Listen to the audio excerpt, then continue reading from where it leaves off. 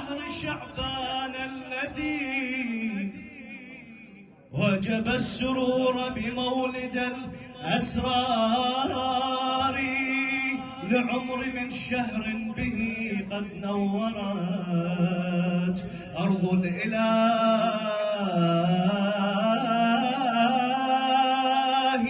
بمولد الأقمار. هيا افرحوا يا شعب آل محمد وصلوا على طه أبا الأطهار صلاة.